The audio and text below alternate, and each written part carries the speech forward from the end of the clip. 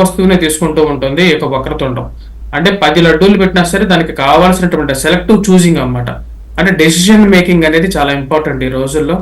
మనకు ఎన్నో అవకాశాలు అనేది రావచ్చు, కానీ ఎవరితో మనం ప్రయాణం చేస్తున్నాం, ఎవరితో మనం ఉంటున్నాం, ఇది తెలియక చాలా మంది ఈ రోజుల్లో సొసైటీలో చాలా కన్ఫ్యూజ్డ్ మైండ్ తో కూడా ఉన్నారు. వారందరికీ కూడా ఇది వినాయకుడిని చూసినప్పుడు ఏదో వెళ్తాము, ప్రసాదం తీసుకుంటాము, నిమజ్జనం చేస్తాం అనేది కాకుండా వినాయకుడు అసలు ఏం చెప్తున్నాడు, తన యొక్క యుక్తి ఏంటి, తన గురించి మనం ఏం తెలుసుకోవాలి అనే విషయాన్ని మనం అందరం కూడా గ్రహించాలి. ఎందుకంటే వినాయకుడు మనకు ప్రతి ఒక్క మనకు హైందవ ధర్మంలోనే, సనాతన ధర్మంలోనే ఎన్నో మంచి విషయాలు అనేవి ఉన్నాయి. పురాణ శ్రవణం అనేది జరగాలి. ప్రతి ఒక్క గణేష్ ఉత్సవ కమిటీల వారు కూడా వచ్చినప్పటికీ ప్రతి ఒక్క చోట కూడా గణేశుడి వృత్తాంతం అనేది చెప్పాలి ప్రతి ఒక్కరికి వచ్చేటప్పటికి. ఎందుకంటే 10 మందిలోకి వెళ్ళిన తర్వాత వీరికి గణేశుడికి గజానన రూపం అనేది, ఒకప్పుడు గజానన రూపం లేదు అని చెప్పి చెప్పగలగాలి. ఎందుకంటే ఒకప్పుడు గణేశుడు కూడా అందంగా ఉండాలి. ఎందుకంటే ఏ పార్వతీదేవి ఎప్పుడు తన కొడుకుకి ఏనుగు తల కావాలని చెప్పి ఎప్పుడు కోరుకోలేదు. తన కొడుకు ఎప్పుడైనా సరే తల్లి అందంగా ఉండాలనే కోరుకుంటుంది.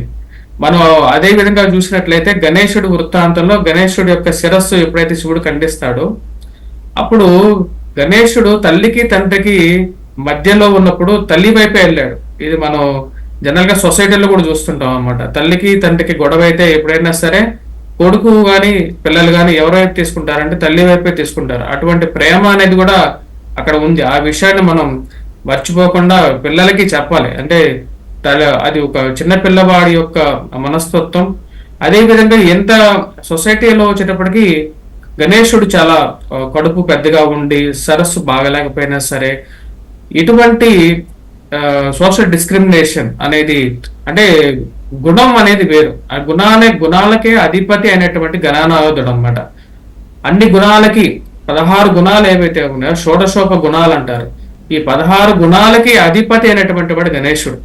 అన్ని గుణాలకి అధిపతి. మరియు అదే విధంగా తన యొక్క రూపం గురించి ఇక్కడ వర్ణన కాదు. ఎప్పుడైనా సరే గుణం అనేది చాలా ముఖ్యం, రూపం అనేది సెకండరీగా ఉంటుంది ఎప్పుడైనా సరే లైఫ్ లో.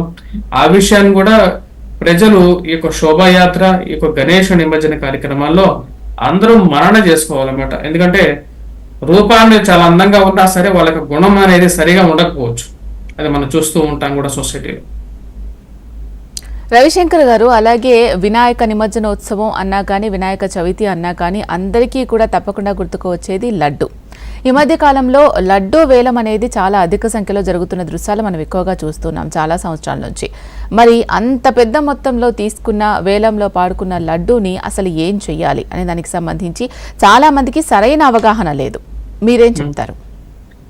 లడ్డు పాడుకోవడం అనేది ఫస్ట్ ఆఫ్ ఆల్ మనం ఏంటంటే అసలు దైవ పూజ చేసే 10 రోజుల తర్వాత లడ్డూని వేలం పాట లాగా పడాల్సిన అవసరం లేదు. భక్తులందరికీ, ఎందుకంటే 10 రోజులు పూజించినటువంటి వారు అది అందరికీ పంచి పెడితేనే మంచిది నా ఒపీనియన్ ప్రకారంగా. అది కాకుండా వేలం అనేది మేబీ వారికి ఖర్చు పరంగా ఏదైనా సహేతుకంగా ఉంటుందని చెప్పి వారు వేలం పాట వేస్తున్నారో ఏమో నాకు తెలియదు. కానీ వేలం పాట వేయటం తర్వాత ఎవరైతే కొనుక్కుంటారో వారు మటుకు ఆ యొక్క లడ్డూని వారు పంచి పెడితే వారికి చాలా పుణ్యంగా చెప్పొచ్చు. ఎందుకంటే 10 రోజుల కార్యక్రమం ఇది.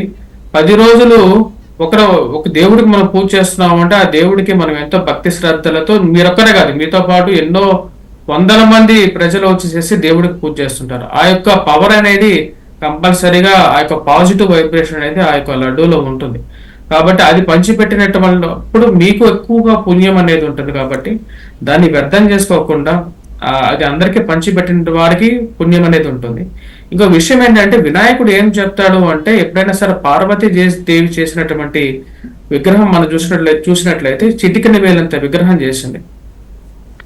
వినాయకుడు ఏం చెప్తాడు అంటే, నా యొక్క విగ్రహాన్ని మీరు చిటికెన వేలంత చేసి ఆపాత మస్తకంగా నన్ను పూజించి, అంటే మన యొక్క భక్తి అనేది మన ఆపాదక మస్తకం అంటే మన యొక్క శిరస్సు నుంచి కాలు వరకు ఉండేటువంటి ఎంతైతే ఉంటామో అంత భక్తి శ్రద్ధలతో నన్ను పూజిస్తే నేను మీకు శరణు అంటాను అని చెప్పి అంటాడు. అంటే భక్తి అనేది ఎప్పుడైనా సరే చాలా ముఖ్యంగా కూడా చెప్పడం జరుగుతుంది. ఈ యొక్క లడ్డూని మరి ముఖ్యంగా వచ్చేటప్పటికి పంచిపెట్టి 10 మందికి ఆ యొక్క శోభాయాత్రలోను ఆ యొక్క సమయంలో పంచిపెట్టి 10 మందికి కూడా సహేతుకంగా ఉంటుంది. ప్లస్ అది కాక అందరూ కూడా ఆ యొక్క ఆశీస్సులు మీ మీద మీకు యొక్క కరుణ కూడా ఉంటుంది, దేవుడి యొక్క కరుణ కూడా. అలాగే రవిశంకర్ గారు, వినాయకుడి ప్రతిమ తయారీలో కూడా భారీ మార్పులు మనం చూస్తూ ఉన్నాం. మట్టి వినాయకులు కాకుండా రకరకాల వినాయకులు మనం చూస్తూ ఉన్నాం. వెండి వినాయకుడు కొంతమంది, బంగారు వినాయకులు, కలశ వినాయకుడు, కూరగాయలతో చేసిన వినాయకుడు, ఇలా రకరకాల వినాయకులు మనం చూస్తూ ఉన్నాం. ఈ నవరాత్రులు కూడా ప్రత్యేకించి ఏ విగ్రహం మట్టి వినాయకుడికైతే ఎంత భక్తి శ్రద్ధలతో పూజా కార్యక్రమాలు జరుగుతాయో అంతే భక్తి శ్రద్ధలతో వీటికి కూడా పూజా కార్యక్రమాలు చేస్తూ ఉన్నారు. మరి నిమజ్జనోత్సవం వీటికి సాధ్యపడుతుందా? మీరేం చెప్తారు? సాధ్యపడడం అనేది చాలా తక్కువ. ఎందుకంటే ఇప్పుడు అంటే ఇప్పుడు మనం చూసినట్లయితే కూరగాయలతో వినాయకుడిని చేసినప్పుడు ఆ కూరగాయలకి ఇన్ని రోజులు నిల్వ ఉంటుంది అనేది ఒక పెద్ద క్వశ్చన్ మార్క్. అదే విధంగా చాలా మంది నేను ఈ మధ్య కూడా చూశాను, బెల్లంతో